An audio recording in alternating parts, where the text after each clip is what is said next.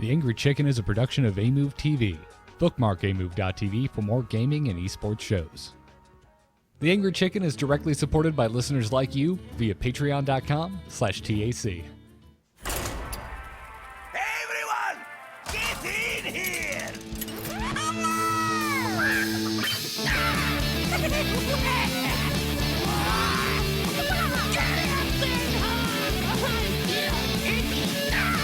Ready for action! I've got the beast in my sight.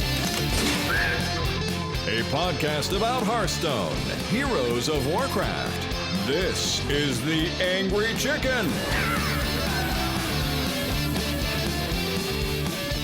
Happy Tuesday, everybody, which means it's tack time. This is the Angry Chicken. I'm Garrett Weinzierl. He's Willie Dills Gregory. She's Jocelyn Moffat. And I'm just going to let the listeners at home know how the sausage is made. We are 22 minutes late getting started today because so much stuff came out in Hearthstone right before the show. So it's going to be a thick one. Jocelyn has a hard out, so there's a chance she may just have to leave us at some point. So the preamble is now over. How are you two? Wonderful. Great. We already started with a Joss giggle because I said it's a thick one. It's a good day. It's a good day. It's gonna be a great day. It's gonna be a great day. But before we get into like the thick, girthy news this week, I'm just gonna double down on it. Dreamhack Austin was this past weekend, and I'm the odd man out, so I want to know because you two nerds, Dills, you were there. Jocelyn, you work for Dreamhack now, so you had work to do that related to Dreamhack Austin this past weekend. What was it like? I guess I'll throw to Dills first as an attendee. I haven't been since the first year. Yeah, you were here the two years ago. Yep. Yeah, so this is the third one here in Austin, and once again I had a BYOC ticket, but this time I did not sit in my BYO seat a single moment. But they're not much more expensive than the 3-day pass, so it's just kind of nice to know you have a place you can go put your stuff down, right? To me, it's like worth it.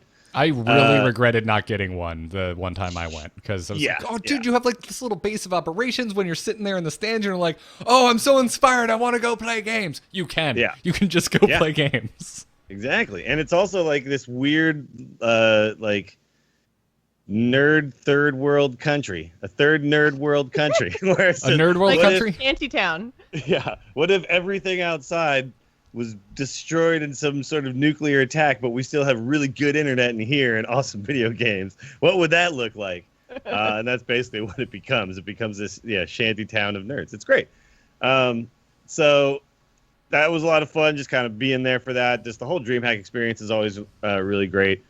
You know, like hanging out with friends, we pop off and head out for a drink somewhere, come back, hang out some more, watch some Hearthstone, buy some stuff, wander, see random people. It was all cool. It's a giant con. It's like 20 something thousand people.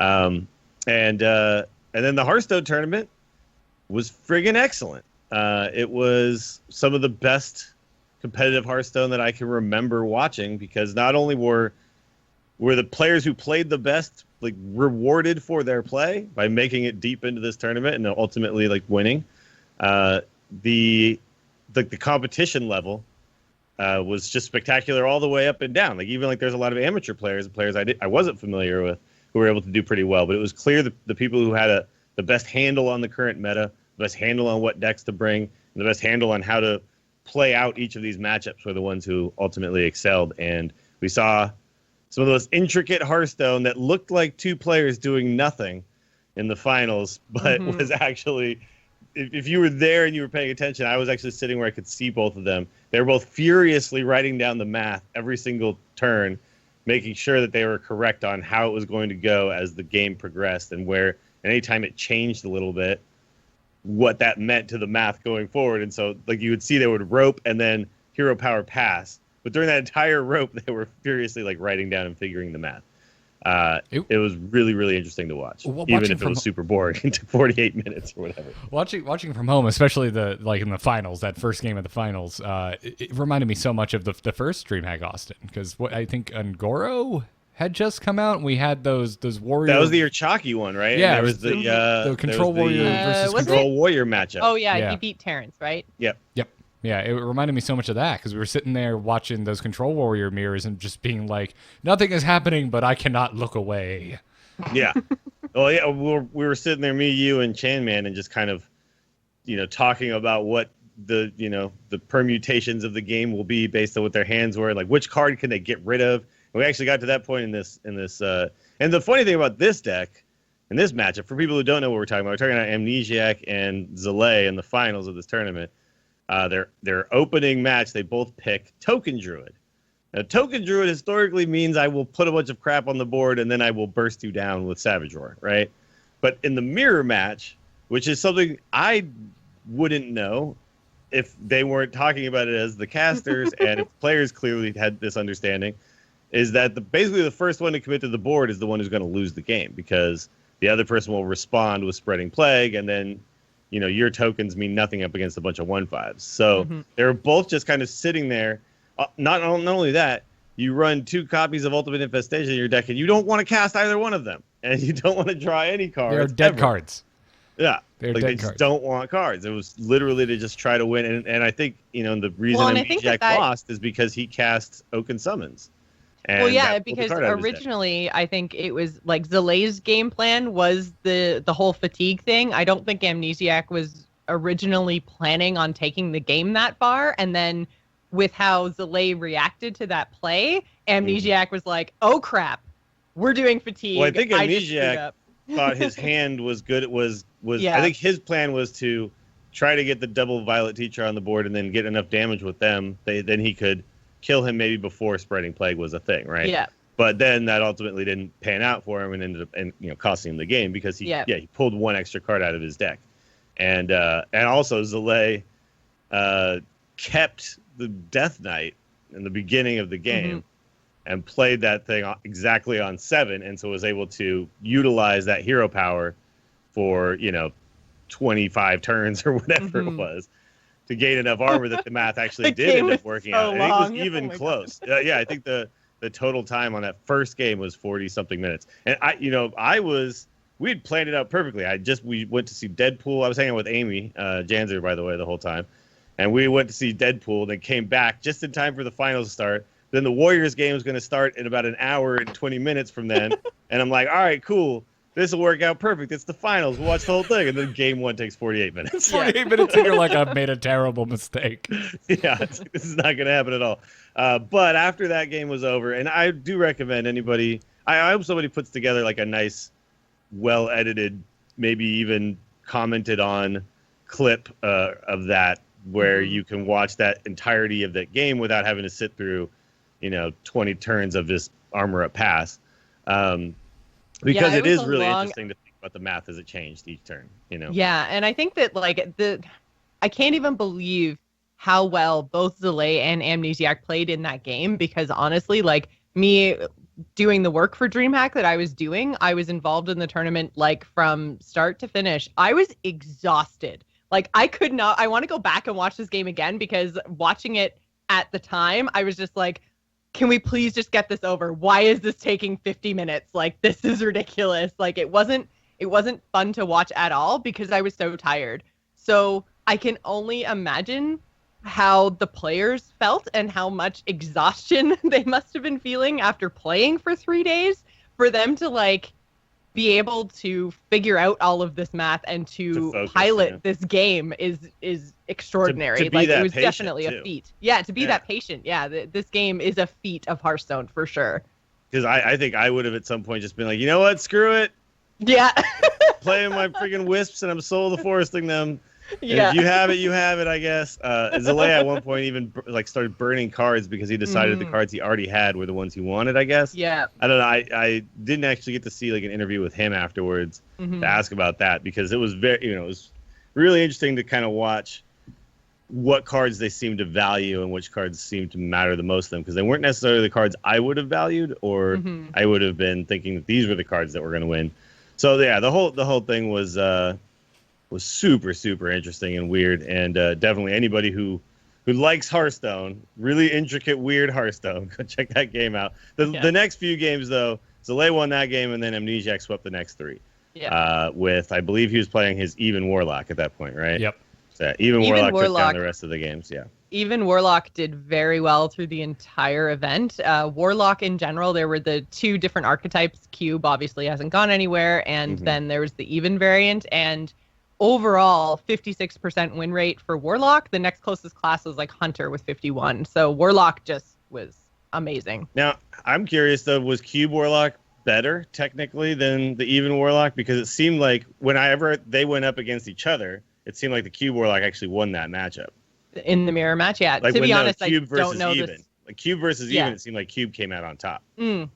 Yeah, I don't know stats-wise, like, per deck. I just know per class. Okay. Yeah, I haven't got... Because there was 230-something players. Yeah. It came down to Gul'dan brought back a bunch of stuff for the Cube guy, and Gul'dan brought back a bunch of, like, hooked Reavers for the Even Warlock guy.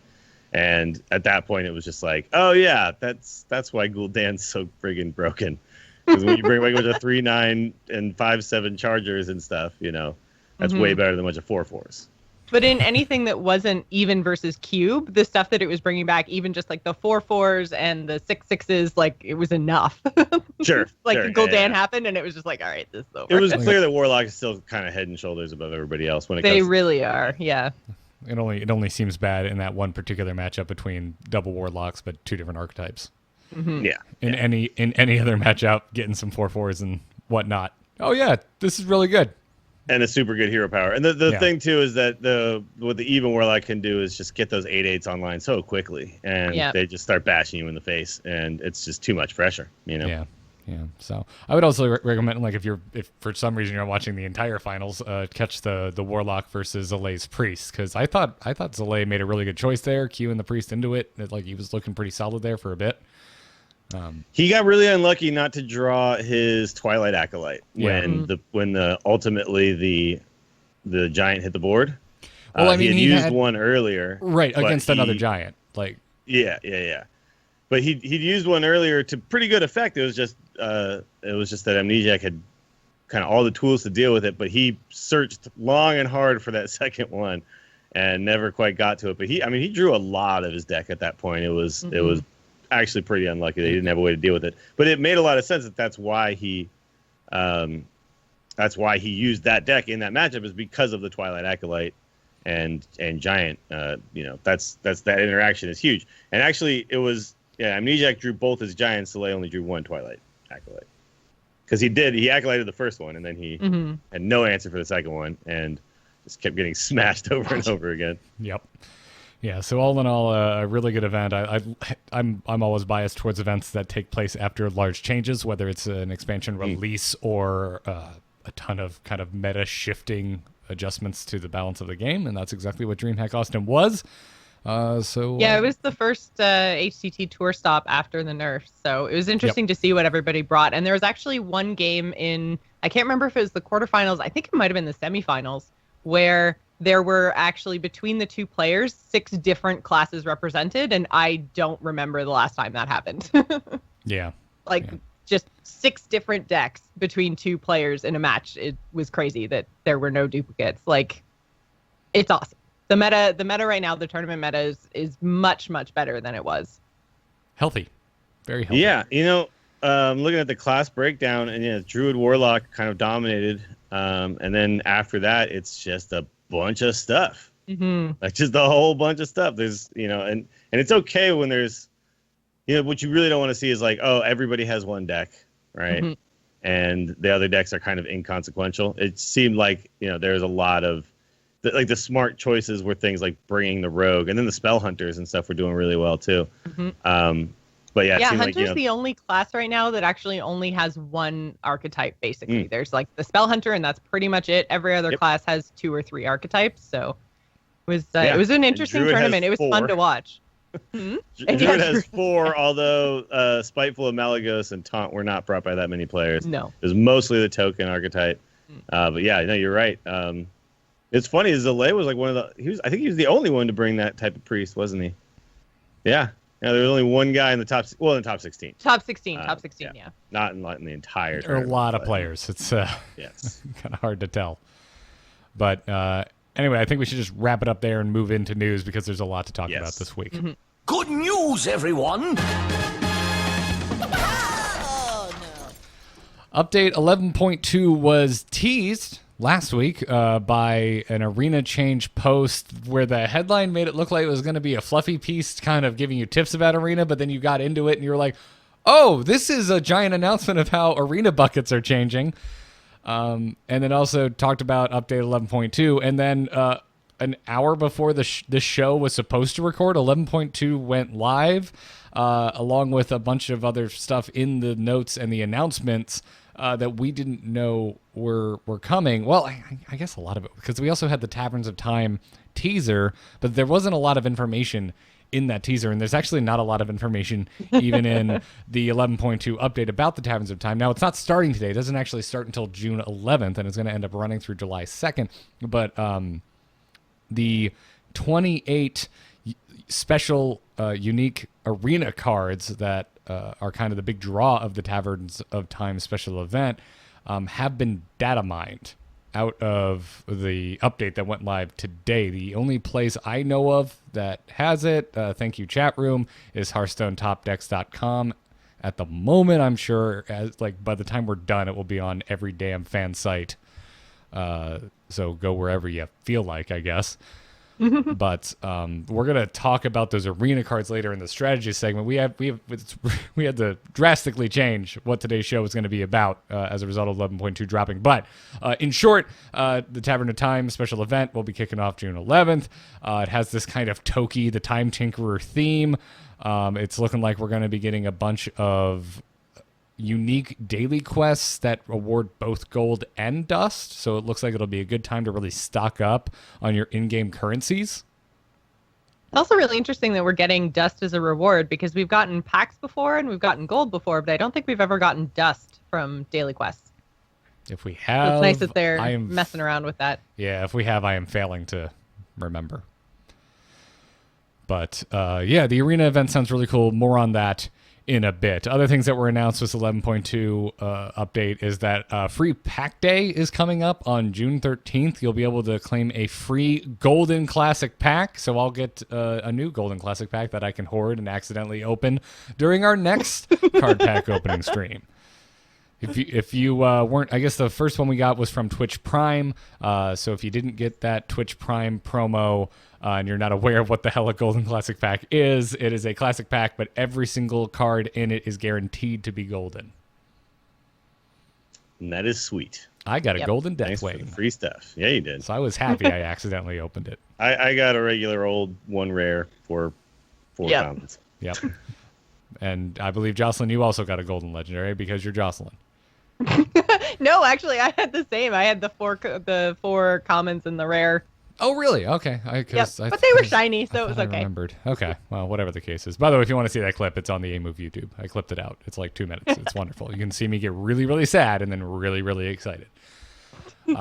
Also, it's in the game right now, is the Get In Here bundle, which confused me by the name. I'm like, oh, cool. Wild bundles. Nope. But it is a good deal. It's $7.99 USD. I don't know what it is in other territories, but you get 10 packs, so it's basically 80 cents a pack. And it's 2 Classic, 2 Witchwood, 2 Kobolds, 2 Knights of the Frozen Throne, and 2 Journey to Ungoro packs.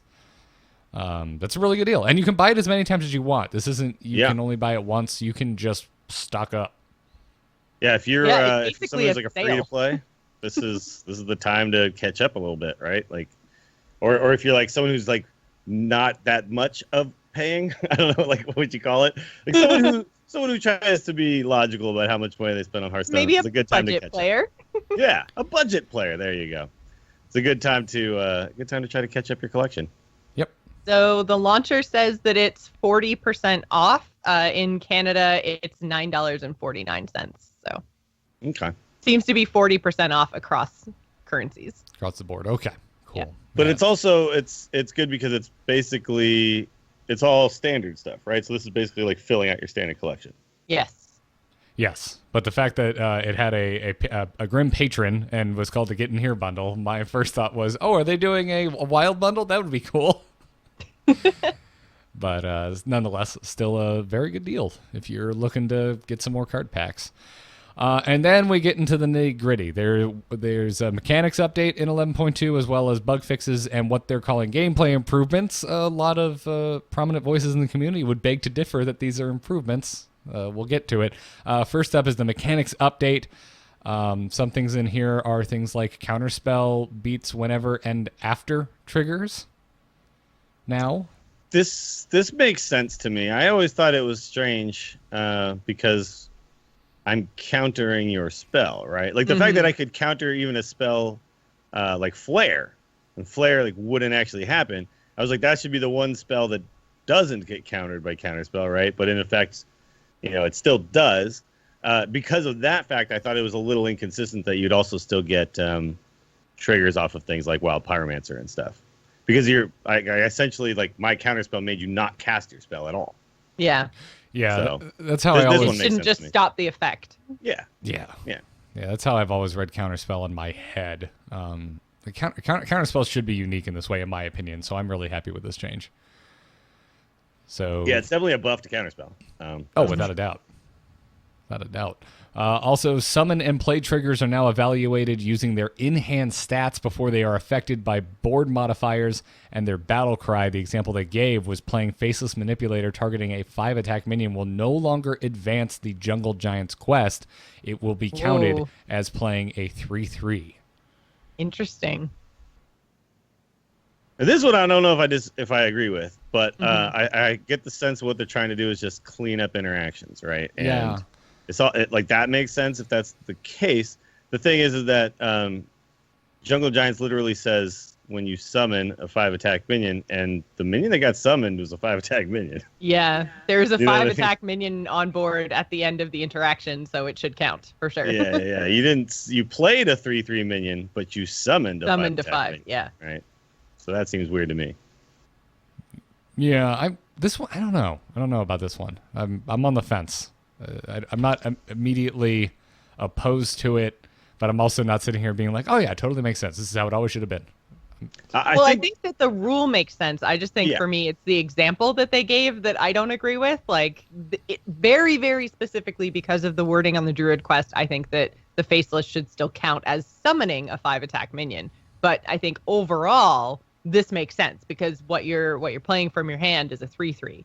But I think it's just a bad example, and if this example actually plays out this way in game, I think that's a mistake. Well, but the it does. wording literally is summon and play triggers. I think what they should probably have done is done play triggers now happen before summon triggers, and play triggers will not be affected by the board situation after the play effect. It's like the play effect happens then, like, because basically what happens if we're talking about Faceless Manipulator is I play Faceless Manipulator, but I summon whatever creature that I copy with it, right? Like, I would think that's the way that interaction should work, So I think there's an argument for Faceless being a unique example where it's basically transforming because you're playing it as a 3/3 and then it becomes the 5/5 in this example, or the 5. Sure. Oh, it totally transforms because you can't silence it back to a 3/3. Yeah, which I would not consider a summon.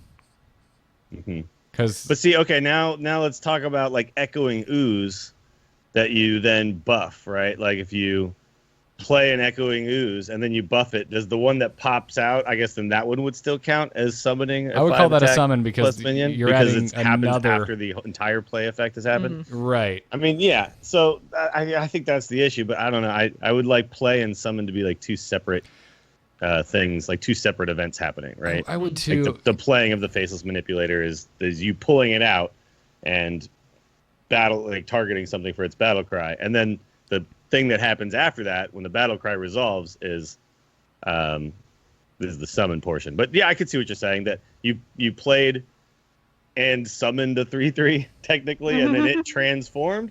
But now I'd be curious if you play a Tinkmaster Overspark on a minion on your board that's already there and it turns into a 5/5 Devil Sword, do you get a Jungle Giant's tick? Because you just transformed a minion already there. You didn't summon a new minion, right? So I don't know. I hope that that's all consistent. If it's all consistent, whatever. I think that's fair. Yeah. No, that's a good thought, Dills. I'm with you on the Tinkmaster. If that's how it works, then cool, you're consistent. If that's not how it works, then it's inconsistent, and my brain hurts.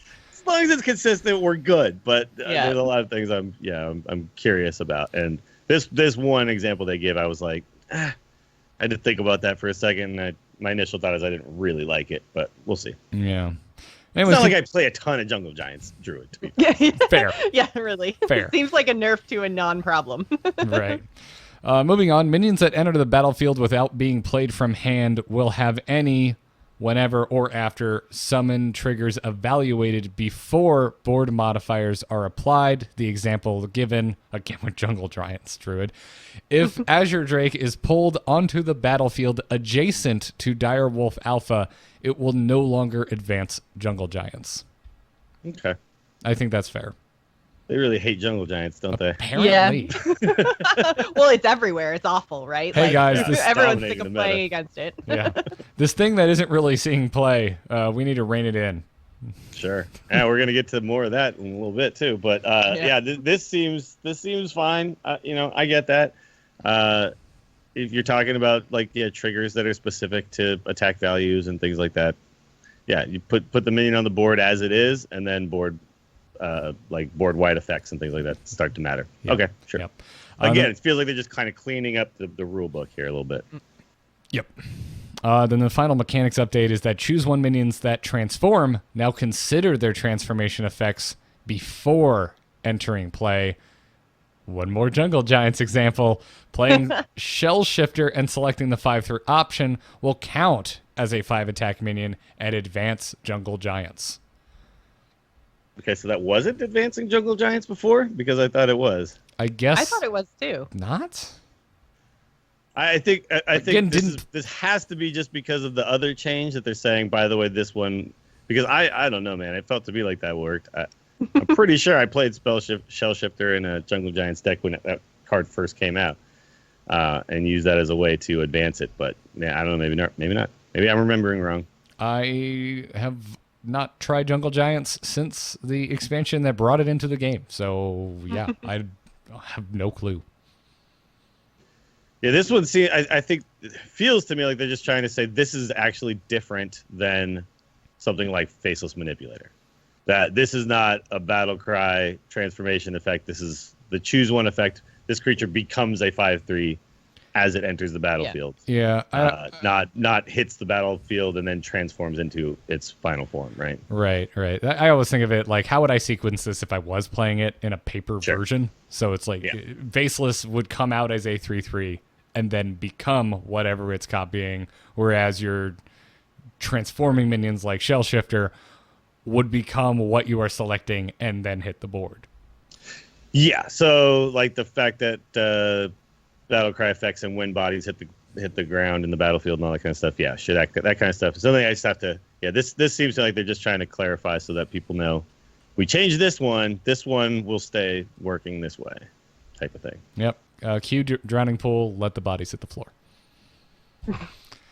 Bug fixes and gameplay improvements. I thought this would be innocuous, but it is causing quite the stir within the community. I guess we'll just work our way through this. Some Kingsbane changes. Kingsbane that has been transformed into a different legendary by Prince Liam will no longer retain buffs.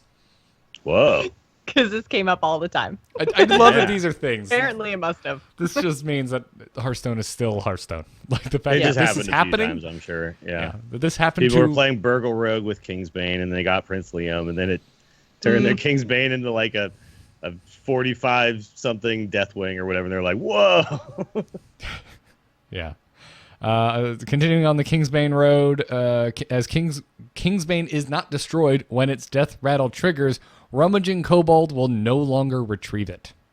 Oh, interesting. Okay. That's an interesting change.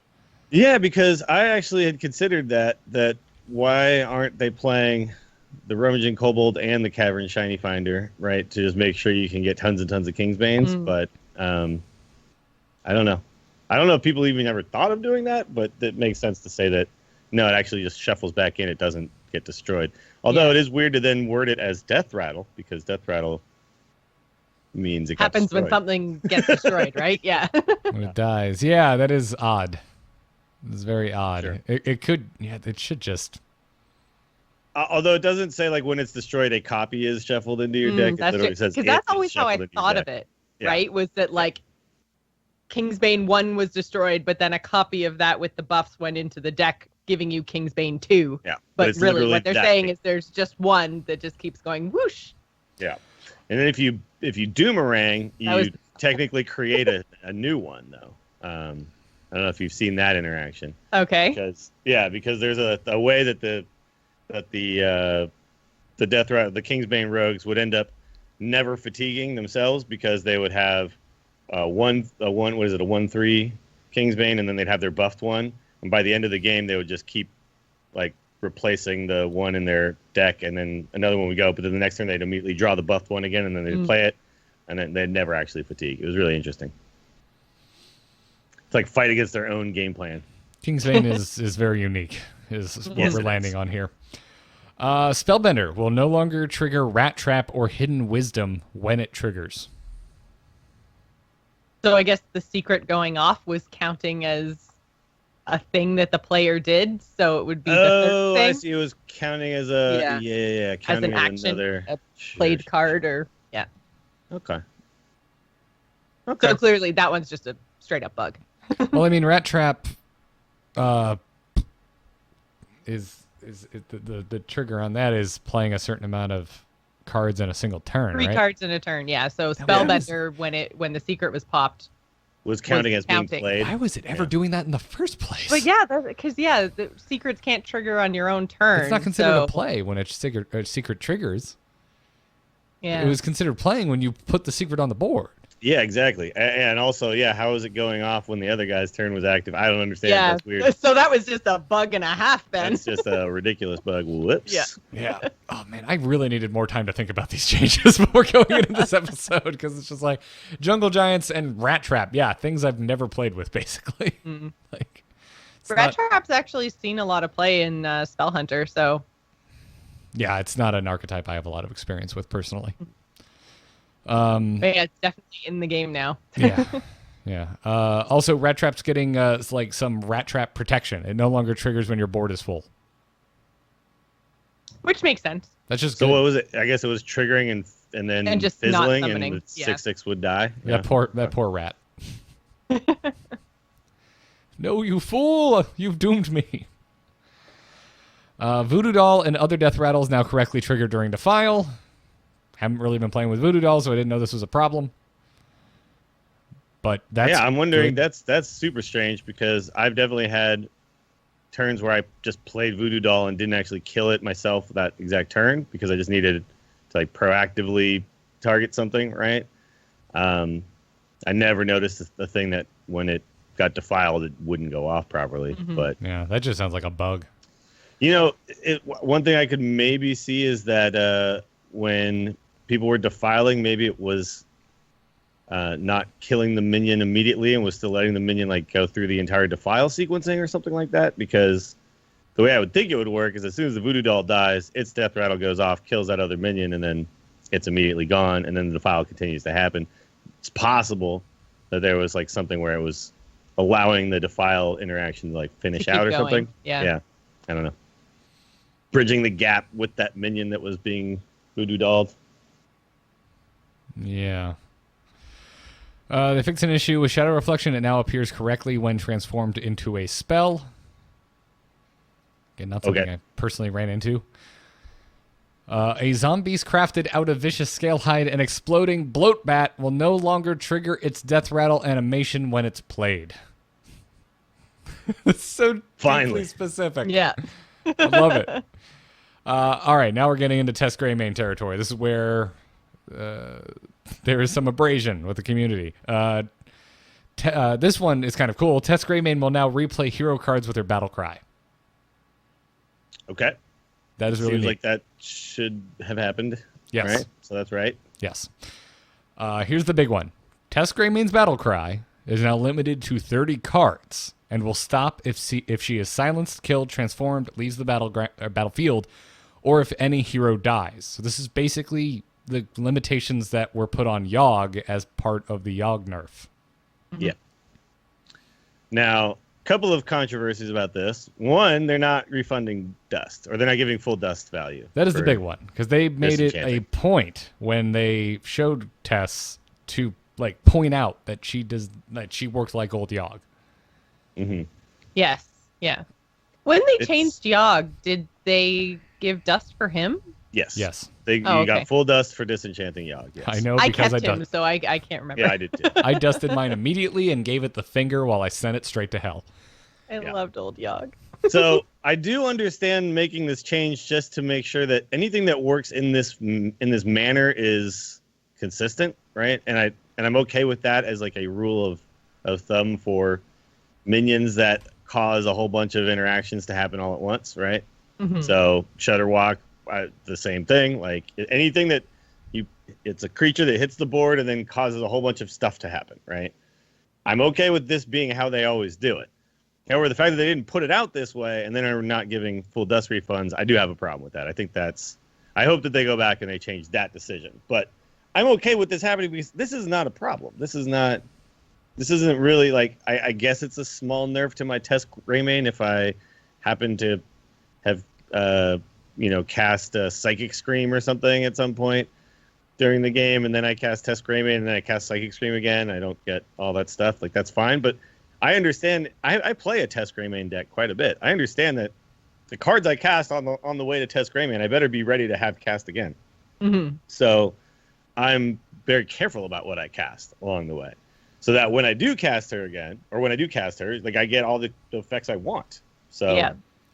I don't mind that it works this way. I think that that's really silly that they're being inconsistent about the dust refund thing. Mhm.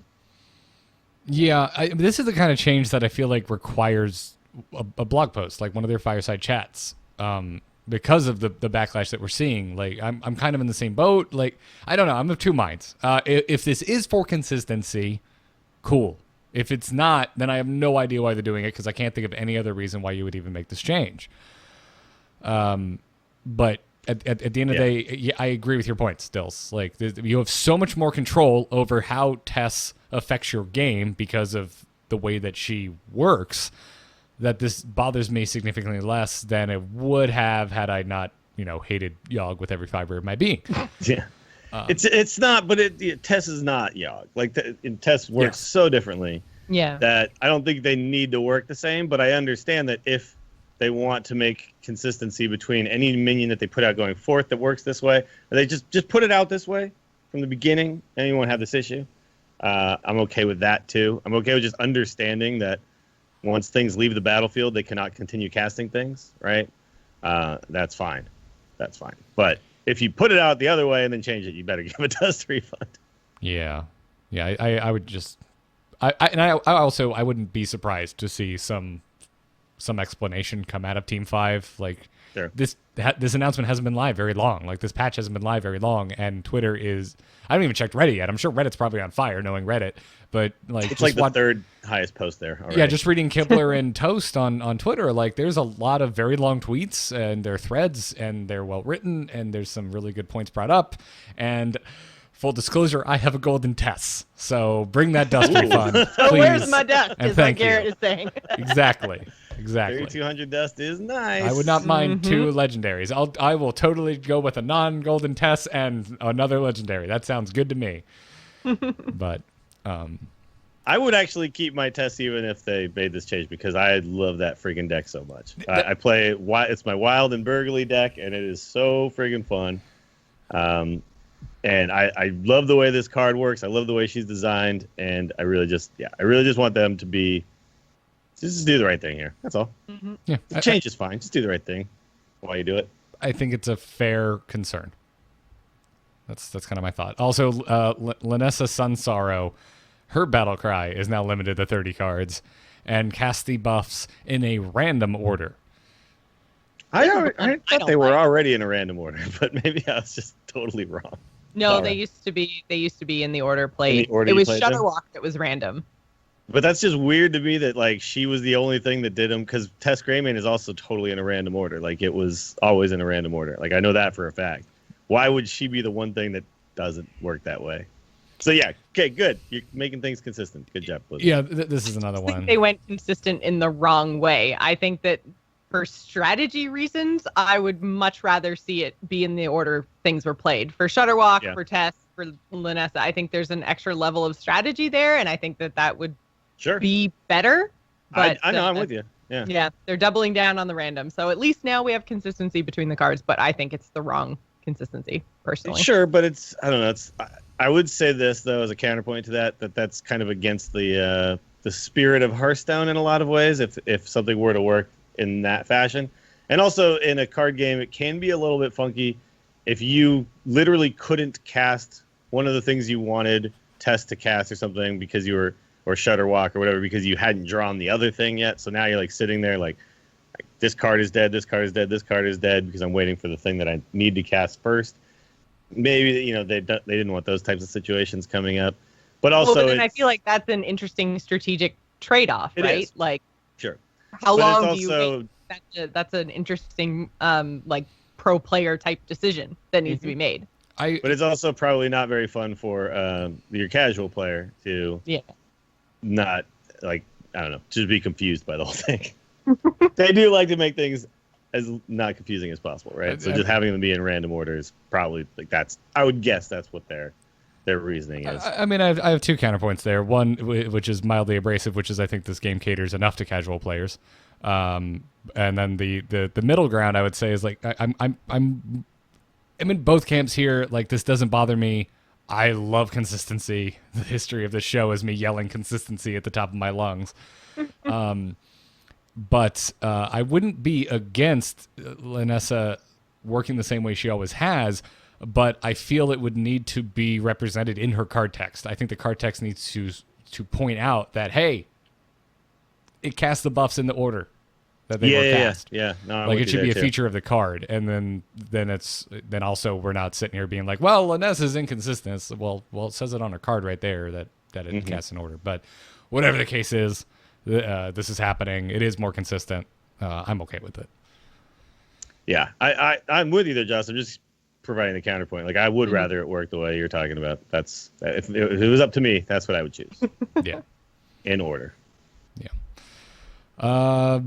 Can we just skip the rest and move on into arena stuff? Yeah. There's some other There's stuff nothing in else here. really in there that matters a lot. Go check it out. Arena buckets. We don't really have time to talk about it because we have 28 arena cards to get to. I can give like a synopsis of what's going on here, just if because I don't want to get into like the weights and all that kind of stuff. But essentially, you could think of the fact that there was 7 buckets, and this is one of the things I talked about previously on the show, is that I don't think there was enough buckets, and this was causing an issue where you were drafting, and it just felt like you were always drafting the same cards because they were always up against the same cards, and it was kind of clear which one was actually technically better. So what they've done is they've added buckets between the buckets. And now, if you are a soccer fan or a football fan, if you're, European or South American or anywhere else but America. Yeah, the whole entire rest of the world. then you understand what, like, relegation means and being promoted, right? So basically cards can move up and down the buckets based on their current popularity with people who are actually picking them, right? And these numbers will change over time. So cards in one bucket can actually technically move down a half a bucket, right? And then they will now be included with cards from the bucket below them and the bucket above them, and that will create a separate bucket, right? So now there are just more variations between the cards that you're going to see up next to each other. I think this is really good. This is a positive change. I don't know if they need to even increase this even more, but at least they're starting somewhere and they're starting to do it. The other thing is, if you really want a sweet explanation of it all, you can read the entire post. It's really good. They go in depth about how the whole thing worked, but I'm going to highly recommend that you go check out the latest Lightforge podcast with Edwakta and Merps, because they basically spent the entire episode talking about these bucket changes. So we're not going to explain them as in depth and well as they did. Yeah, they did it really, really well. Yeah. So I mean, the TLDR is previously there were 7 buckets for non-legendary. There are now 13. There's 6 in between buckets. And then there were 3 legendary buckets, and there are now 5. Yes, 2 in between buckets there. Exactly. and don't have. This is a dumb joke. I'm moving on. We should thank our sponsors today. If there's a hole in the bucket, never mind. That's a better one. I was gonna be like when you wash your car, you don't want a bucket in between your your clean soap and your rinse bucket. Yeah. Because then it's just a useless bucket I think I see where you're of going. half dirty, and you're gonna scratch your paint. Yeah. Anyways. And if we were out wine tasting, I dare you to drink what was in the bucket. Ugh. Jesus. Bucket jokes. I feel like I need a palate cleanser. Like, that was so... My imagination really ran with that one, Dills. You Thanks. ever gone wine tasting and trying to dare somebody to drink what's in the spit bucket? No! Right? Did you go to wine tasting when you were 21 living in a frat house? What's happening here?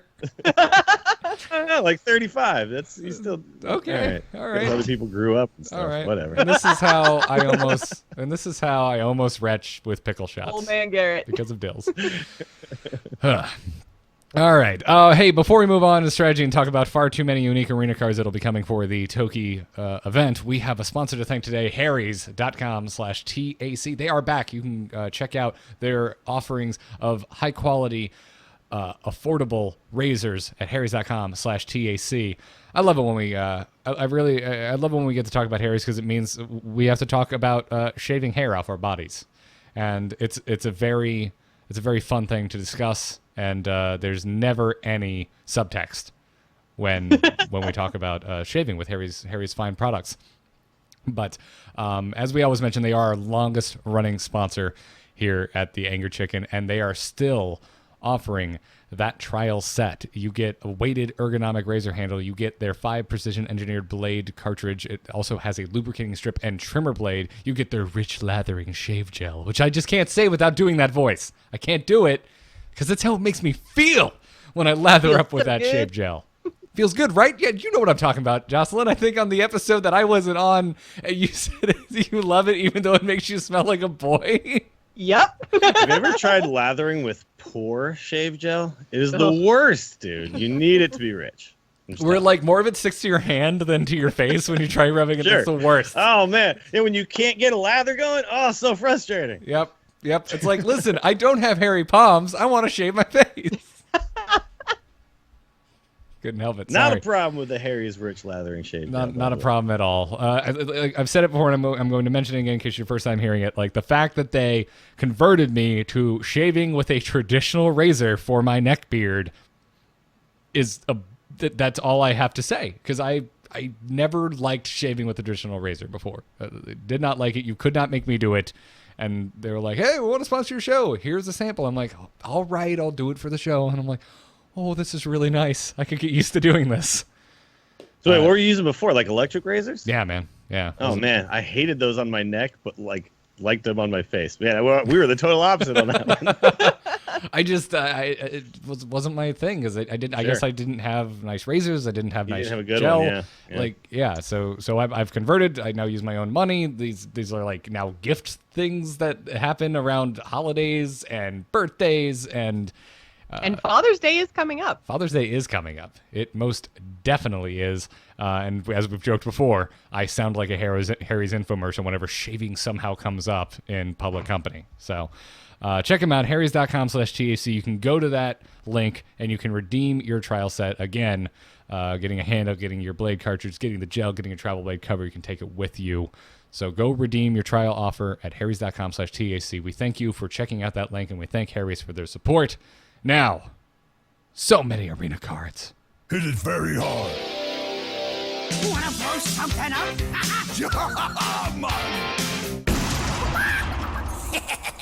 Time to pay! I almost wish y'all could have heard that. My dog Zelda let out an actual howl right when I hit the bumper, and it just sounded like she was so excited for arena cards. Sorry, I love my dogs, and sometimes I just want to bring them into the show, even when we have too much stuff to talk about and it's not important.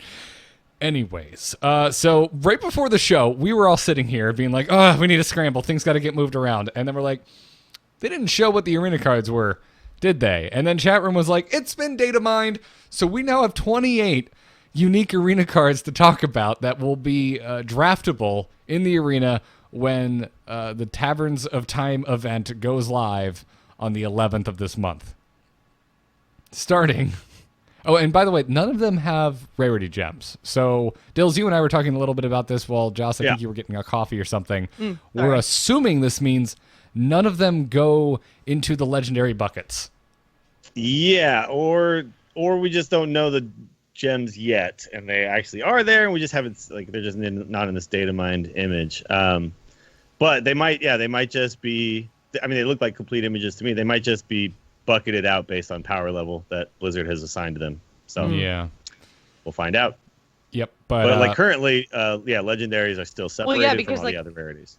Chromie, for instance, has the dragon like she's a legendary card. But Yeah, she's got a legendary gem. Yeah, she's got a legendary card.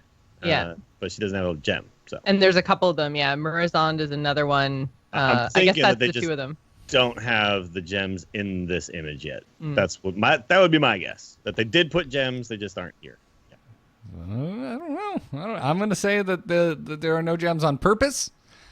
But then why does some of them have the dragon? That doesn't make sense. Oh, you know what? There you go. I bet the dragon border means they're legendary, and that is the only. I didn't even think about it. That's a very good point, Dills. I would say that the border is showing you that, hey, this is going to be in a legendary bucket. Anything that doesn't have the border is not. But it would be weird to be, whatever. We'll see. We will find out. We'll see, yeah. Yeah, but let's go through the cards. First up is a neutral card, Temporal Anomaly. It's a 2-mana 2/2 elemental minion that reads whenever you draw this, add a random spell to your hand from your class, in parentheses. Wait, where are we starting? Oh, Temporal Anomaly. Oh, okay. Yeah. I thought we were starting with Chromie. Sorry. Yeah. Seems good. That's just good, right? Like, hey, I got a 2/2 for 2, but it adds a card to my hand from my class. Yeah. I mean, and a class card means you're getting higher chances of spells and weapons. Those are really good.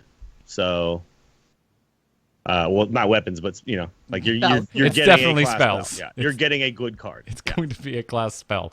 Yeah, you're getting a good card. That's what I meant. Like, you know what I mean? Like, you're not getting like a whatever random card. And in general, class spells are good cards. We know what you mean. I mean, typically, my brain just went into when we do like card previews going into an expansion, we've had the day to look at the show notes and kind of look over the cards and get a basic idea of where our head's at. That's not the case here. This is live from our brains to our mouths, our gut reaction to these cards. Blessing of Eons is next. This is a 1-mana paladin spell that reads, give a minion at the end of your turn, gain +1/+1. So it's that's definitely a persistent effect, right? Yeah. Yes. Yeah. As long as it's not silenced off or the minion dies. Or dies, yeah. So as long as that minion stays alive, it's going to keep happening. It's a paladin card too, right? So you could give it to a minion with a divine shield and oftentimes get it to go off more than once. Also, it's arena. Things have a better chance of surviving in arena versus constructed. So depending on the state of the board, but yeah, it's like it's one of those things where you're getting 1/1 for 1 no matter what. Yeah. Because it's going to happen at the end of your turn, right? Yep. So 1/1 for 1 with a potential for more value. Yep. And it's paladin, so it's not even dependent on you having a minion in your hand to cast aeons, whatever. You can cast it on your hero powered token. Worst case scenario. True. Yep. So, Master of Realities is next. It's a 6-mana 5/7 shaman minion that reads, after you summon a minion, transform it into a random minion that costs 2 more. Wow. Damn. So thrall hero power in a minion. Yeah. Kind of. Just persistently sitting there. And it's summon a minion too, so you can hero power and get a random 3 drop, right? Oh damn, you're right. Yeah. Totems are minions too. Yeah. I mean, a 6-mana 5/7, that's a decent sized minion that will likely live a turn, right? I mean, it's slightly less than a 6-mana 6/7 vanilla, which is what the ogre is, but the 7 health is really the key with this card. It's like it just survives probably a turn, and then you get to use it. But also for 6 mana means you can wait till later in the game and then use it with stuff in your hand or hero power. Yeah. This would also work with because when you summoned the minion, unless it was already on the board, but the Primal Fin totem that makes the 1/1 Murlocs, automatically, though when those get summoned, they'd get changed too, right? Well, you'd already have to have If that on the board. the Primal So, Fin yeah. Totem would already have to be on the board, but then Yeah. each of the little 1/1s that it summons after you play Master of Realities would then get changed. So if you play them both together, play that one first. And then every single time a little Murloc comes out, he gets transferred. He becomes and they'd be 3 drops, right? Because they're 1 drops. Because they're ones too. The other one we work with is the little mushroom guy, which is I really like in Arena. What's the little mushroom guy that pops out? 1 drop at the end of your turn, every turn. Oh, I freaking love that card. It's a I don't 1/2, remember. 3 mana 1/2. Oh man, I cannot remember the name of that card.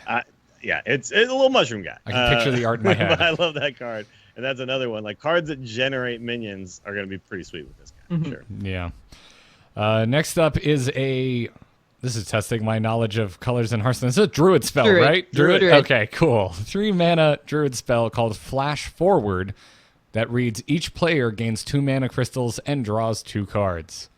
Yeah, in Arena, I don't really want to do this because I can't really build a deck around making sure that this affects me in a better way than it affects you, right?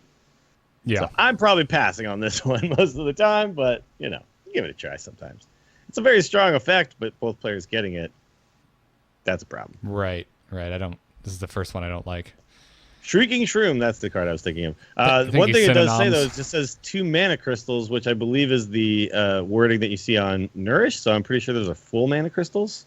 Yeah, I think you're right. which Because makes it normally, if they're like Wild Growth and They say Greedy empty, Sprite, they right? say empty specifically.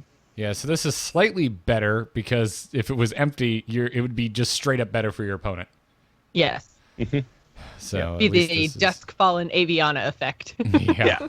So, I mean, you get to use the mana crystals immediately, which is decent. That's kind of nice. And you get cards to go along with them right away that if you have now some extra mana, you get to use. So So it's not like it's possible that you getting the first crack at this effect is better. But yeah. However, you're spending 3 mana up front to gain 2 mana, and then the 2 mana gets tacked onto your opponent, and they just get to spend all of it if they want.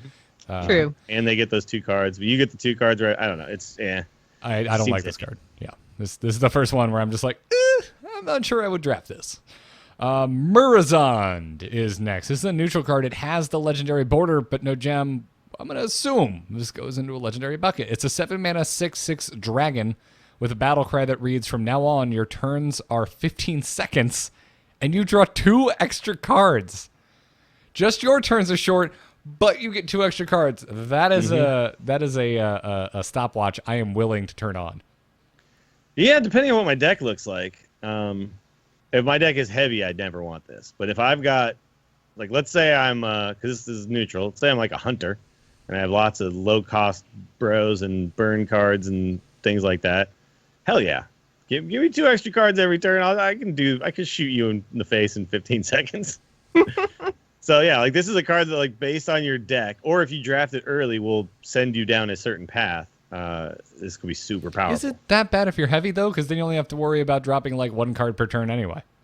Well, eventually you'll get like too heavy of a hand and overdraw type of thing. It's That's just true. this is like better for someone who can just dump a lot of cards every hand, right? Yeah. Yeah, good point. Can I just say, lore aside, I actually really love this card because in WoW, Murazond is the counterpart of Norse Dormu, so I think it's really, really cool that they've like tied his Hearthstone effect into Murazond's effect. Well, he's Makes like the me really evil happy. version, right? Huh? He's like the evil Nosdormu, isn't Yeah, he? he's the leader of the Infinite Dragonflight when, Norse Dormu gets corrupted and stuff, and we Yeah. gotta go kill him. Yeah, I realize he's, like all black with like white crystalline spikes, but really I think of Murazond as Nosdormu with just a goatee. Possibility Yeah. Seeker is the next card, also a neutral. This is a 4 mana 4/5 dragon with a battle cry that reads, shuffle your hand into your deck, draw that many cards. Ooh. Love this I card. like this. Oh yeah, I love cards like this. There's a lot of this in Magic, which is really fun. What is it called? Like Wheel of Fortune or something like that, where like I think everybody does it. Like the entire, it's a huge staple in Commander decks. But yeah, this is super good. It's basically just, my hand's not that great. Let's try again. Do over. Yep. Yeah. Yeah, I like this I a will lot. always draft this card. Actually, an interesting point that chat rooms just brought up about Murzon that we talked about a second ago. Did we talk about the fact that it's a battle cry? So even after he dies, this just it keeps just happening? happens the rest of the game. Okay, yeah. I don't think we. It's not turning off. I don't think we spelt that out. So yeah, But Oh, it's not yeah. a persistent effect while he's on the board. It is just It just battle cry happens. now for Yeah. here on till the end of the game. Your turns are 15 seconds and you draw 2 extra cards. That's why I was talking about the heaviness of the deck, because Yeah. it's like that Alaneth effect, right? Like you want to have lots of burn and try to end the game quickly at that point. Mm-hmm. Thank God So, this yeah, is an sorry arena to card. run back. Could you imagine getting used to that effect? Like, playing 15-second turns. Like, everyone else would just annoy you. Like, come on! Well, you're taking. I You're feel taking, like this is like Stan Udachi's card, you're taking 20 seconds. Move. not life Let's, coaches. let's If he go. was even still playing the game. Let's move on and talk about Harbinger of Catastrophe. This is a druid minion. It's a 6-mana, 6/7 dragon that reads at the start of your turn. Summon the highest cost minion from each player's deck. Oh my god. Why do they hate druid? You know what though? This could be really good for Druid, because Druid tends to draft big old bros. So if you get this card, you then alternate your strategy while you're drafting to just draft giant minions, and then you get big ass minions and they don't. Yeah, I guess I don't know. This is better than the other one for sure. yeah. Plus, if they're like, you deny them any potential strong battle cry effects that they might have built around too, right? Mm-hmm. Well, maybe yeah. That's a possible upside. I mean, in my head, like, you're not wrong, Dills, with druids having access to more large minions, but this is also arena. Like, it's pretty common for most folks to draft 7, 8, 9 drops. But they don't draft many. Like if you watch a Dwakta Merps draft, like they really want to curve out. The game is kind of won or lost oftentimes around like turns 5, 6, and 7, based on the incremental advantages you've created through trading up, and dropping something every single turn. Yeah. So a lot of times there's only 2 or 3 big minions in each person's deck, but you could specifically just draft tons of big minions and just try to like last until turn 6 and then just end the game by dropping this bad boy. Yeah. Putting him behind an 8/8 with taunt and things like that. That's fair.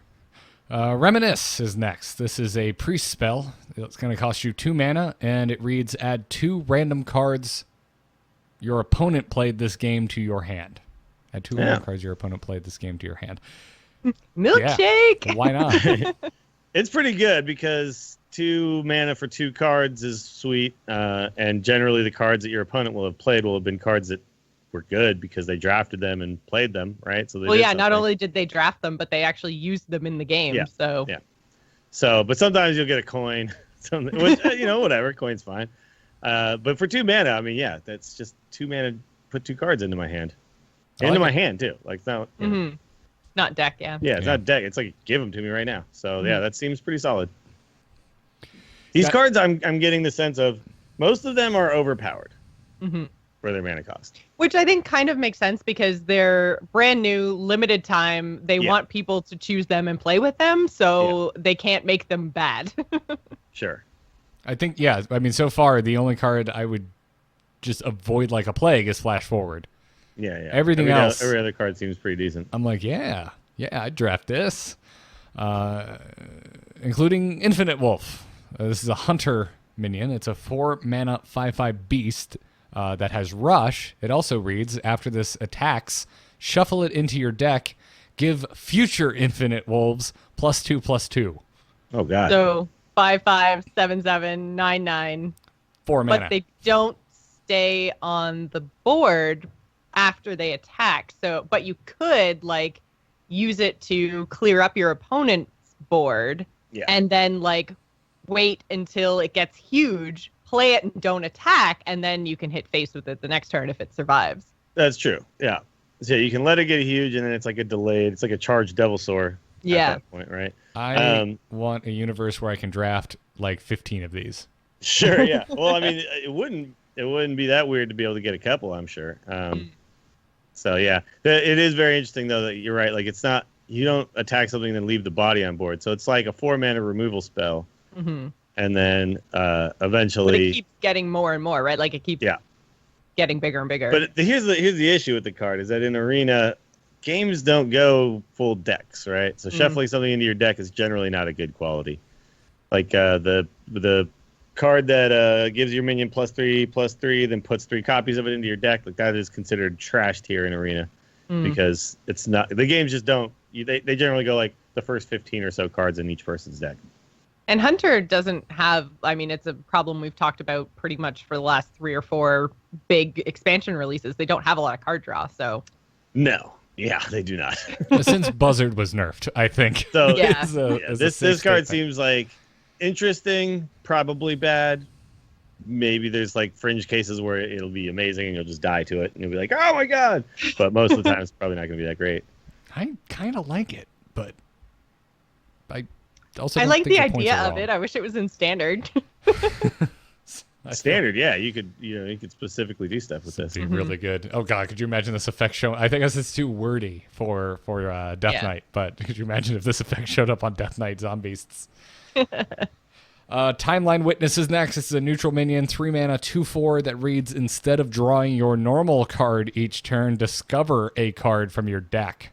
Ooh. I love this. It's like Whoa. tracking all the time. Yeah, but you're not throwing away the other 2, right? Right, So, exactly. It does have to live though, because your natural draw is at the start of your turn, right? So you'd have to play this. It would have to live a turn, and then it would happen. But now, I'm curious to know if when you discover a card, is it always a copy, or does discover mean that I just pull it? That's I'm guessing your you draw. just pull it. Yeah. I'm guessing you just and pull it. then do the 2 cards, like, are you like looking at the top 3 cards, choosing one and putting the other 2 back on top, or do they get shuffled in? I would guess it's just 3 random cards from your entire deck, so it has no. That would be my guess.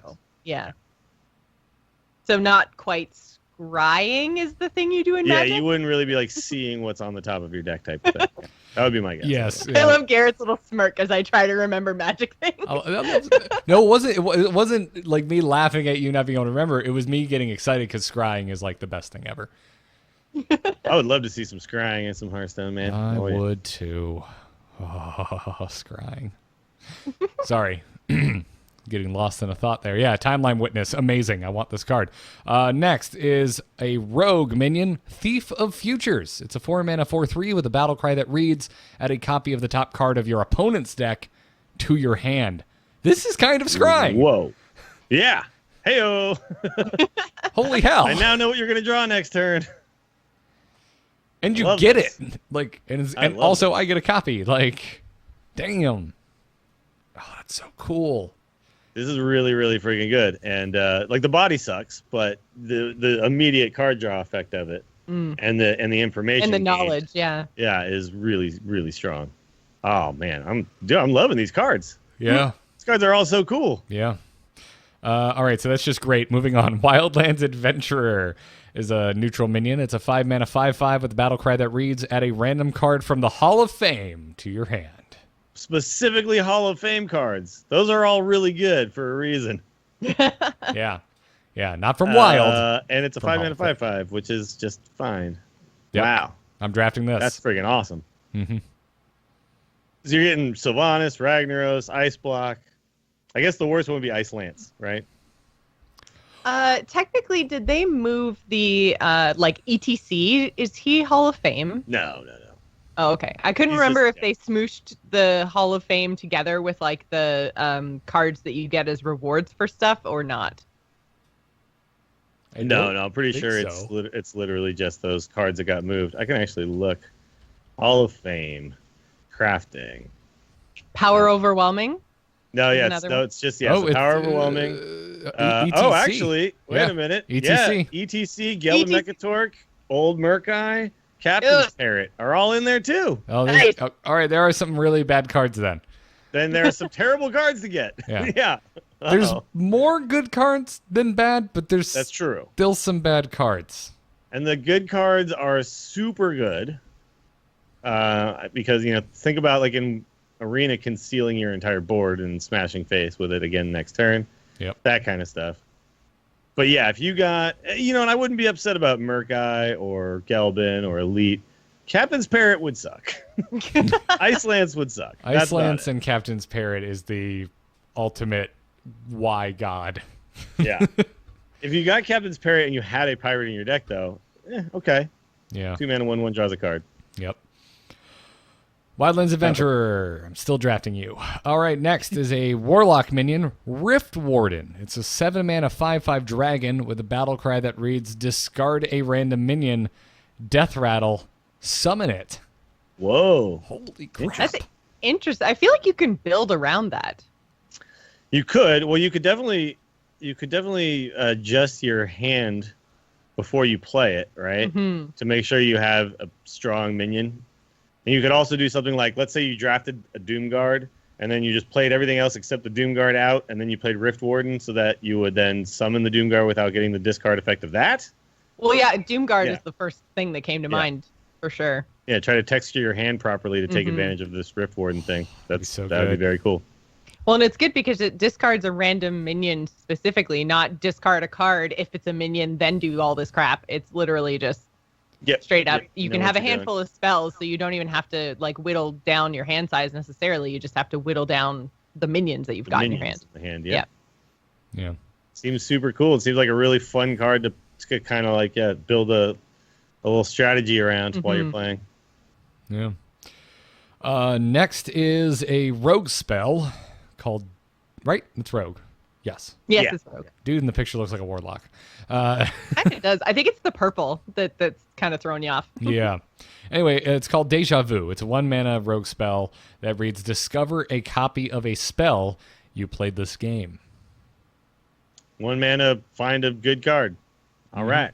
And it's I rogue. think this is very similar to Tess's power in the Monster Hunt, right?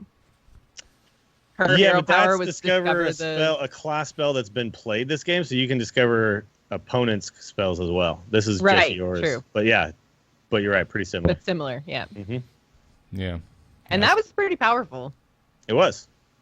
It's just good, man. 1 mana spells in rogue are really good. Yeah, also, it's 1 mana, so you're friggin', making your combo cards better and stuff, too. Yeah. All right, moving on. Advancing to the next slide. Before we move on, I do have to run, so sorry guys, but have fun talking Arena. Follow me on Twitter and Twitch at JossPlays. Goodbye. Good luck. Safe travels. Thanks, guys. Joss has we got through half of them. Joss has Wasn't bad. Yeah, no, not at all. Joss has a very long road trip to make. I didn't even think that this is going to totally blow up the overlay. So give me a hot second to recollect the dills. I have a confession to make. I purchased one of those bundles for my Asia account. And I'm opening it right now. And in my first pack, there's a legendary. Really? Yeah. Well, while I set up, what is it? Let's find out. Whoa, Darius Crowley. Sweet. That ain't bad. No. That ain't bad. This is my Asia account, so I figured, I don't have any cards in here, so anything I get will probably be new. It's all good at the end of the day, right? Mm-hmm. All right, cool. I'm ready to move forward if you are. Yes. Cool. Next card, coming to Arena in Taverns of Time, is a mage spell called Consider the Past. It's 4 mana, and it adds 3 random spells from the past to your hand. So I'm guessing these are wild-only spells. Yeah, that's kind of cryptic, ain't it? Yeah, but that's the wording that they use on Toki. Yes. They say a legendary from the past. So that means yes. It can't be standard legal. It must be a card that has already been moved into wild. Yep. And they're spells. Yep. But, man, 3 of those. Getting 3 for 4 cards mana, for 3 mana. spells is good. Yes. Yeah. Yes, it is. And it's a So, spell I think itself. this is pretty sweet. Yeah, so if you have spell, synergy, yep. Good card. Yeah, this is a good card, for sure. Next is a paladin minion, Bronze Broodmother. It's a 5 mana 5/5 dragon. It also reads, when you draw this, summon a 1/1 wee whelp. Oh, interesting. Okay, so this is a card where when by the way, we should specify that there's no wording of mage spells on Consider the Past. It just says spells. So I'm guessing it's any class spells. Non-specific. Correct. Yep. Correct. Bronze Broodmother means your opponent will know that you have a 5/5 dragon in your hand. But yeah, you just get a free whelp. that's kind of cool. Yeah, it's also kind of a tell to your opponent if they know that this card is in Arena. Sure. But, well, yeah, because it'll be a wee whelp, which I don't think comes from anything else, as far as I know. But there's cards like this in other games. There's specifically a card like this in Eternal that does a very similar thing. Like, it's a really decent card on its own, but when you draw it, you get like a little 1/1 guy onto the board. So the opponent knows that you drew it. In fact, I think it reveals it as you draw it, that you have it. But then, yeah, you just essentially get a free 1/1 in play, which is always pretty good. Yeah. Another mage card, mage minion up next, called Cavern Dreamer, a 2-mana 1/3 that reads at the end of your turn, add a random spell that costs 2 or less to your hand. Yes, please. Yeah, okay. I mean, yeah, a Frick. cheap spell is generally good. And again, random spell, so it doesn't say mage spell. So it could just be about anything. But 2-mana 1/3, always get a card, potentially get more. Also must be removed or it continues to get value. Yeah, hell yeah. It's a good card. Yeah. Chromie is up next. She's got the legendary border. Again, no gems on any of these cards, so probably still in legendary bucket, though we would assume. Chromie is a 4-mana 4/4 with a battle cry that reads, shuffle 4 historical epochs into your deck. I have not been able to find these 4 epochs, so we don't know what They're on the original page here. So they you are. get all 4 of them. Yeah. And you get one of them is opening the dark portal. They all are 4-mana spells, but I'm guessing it doesn't matter because they all kind of do this thing when they're drawn. They just cast them, right? So if you get Chromie, you're picking Chromie because like just look at what these do. Opening the dark portal, add 2 random legendary minions to your hand, draw a card, cast this when drawn. So, like, it just goes in your deck, and then when it's drawn, it just casts this spell, putting 2 random legendary minions in your hand. Then it draws another card. I found Then it it's here. like... I'm going to pull it up. Are you seeing it now? It's on that original page. Pulling it in, yeah. There you go. So there it is. Holy hell. So these are all insanely powerful effects. Like, crazy, insanely powerful Draw a effects. card, cast this one, draw a card. Oh, God, Chromie is so overpowered. I mean, I guess you still have to draw these, but holy hell. Sure, but I mean, but you get no real drawback because she's a 4-mana 4/4 anyway. It's like that's just fine. You don't 4-mana 4/4 with immense upside seems really good to me. Like your downside is just a slightly underwhelming body. Yeah. That's fine. Dude, Culling of Strathholm is one of the cards. You know me. Arthur's There you go. fanboy. Yeah. Deal 2. So basically, consecrate and draw a card. And it's like just free consecrate and then draw the next card. Escape from Durnhold, add 2 random spells to your hand, cycle, battle for Manhydral, give your minions +2/+2. And then they just cycle. So there's just free spell effects that just happen. Yep. And yeah, it is true that sometimes you'll get battle for Manhydral with an empty board, right? Mm-hmm. But even in that scenario, there's no drawback there either. Like it just cycles the card and just goes to the next card anyway. Right. So right. It's not, like, sure, you didn't get value, but you didn't get like drawback. it costed you nothing. Right. Yeah. I guess. Oh, actually, I don't know. Does it pull 4 mana from your pool? Because it says cast this when drawn. Oh, In most, right. Yeah. That would be a bit of a drawback. Oh, and I don't think that it does though, because what's the mage card that puts a bunch of? So are you random- thinking that the only reason that there's a mana cost associated with this is for cards that generate copies of spells your opponent has cast? Yeah, I'm thinking something like that because so doesn't Scroll of Wonders creates or Deck of Wonders creates Scroll of Wonders, which technically has a 5 mana cost, but it doesn't. Yeah, it doesn't Right. Charge you 5. Okay, Yeah, there so you go. I'm sure it doesn't. So it probably doesn't. The mana costs are there if you somehow get one of these in your hand, or your opponent gets one Yeah. of these in their hand through. It's just means. if you pull a card from the opponent's deck or something like that. Yeah. Yeah. Then it has a cost. Okay, makes sense. That's still bonkers. Yeah, this card is ridiculous. God, it's gonna feel kind of unfair if your opponent gets Chromie. This is going to be one of those things where, you're going to be really frustrated because your opponent had Chromie and I didn't. You're like, that's why I lost. I mean, it's still luck based though, right? Like you were saying, like a lot of arena games you don't draw your whole deck. So Yeah, exactly. Because of how it works, it's not going to be completely OP in Arena. Whereas in constructed, you could put it in, like a friggin' Miracle Rogue deck or something like that, right? And then draw through your whole deck. Yeah. Just Chromie get this herself ridiculous does effect. nothing the turn you play her. She's just a 4/4. Yep. So, anyway, Stasis Dragon is next. This is another neutral minion. It's a 6-mana 10/10 dragon. There's got to be a catch here. It reads, starts dormant. This awakens with rush after 2 turns. Oh, geez. So that is quite the catch there.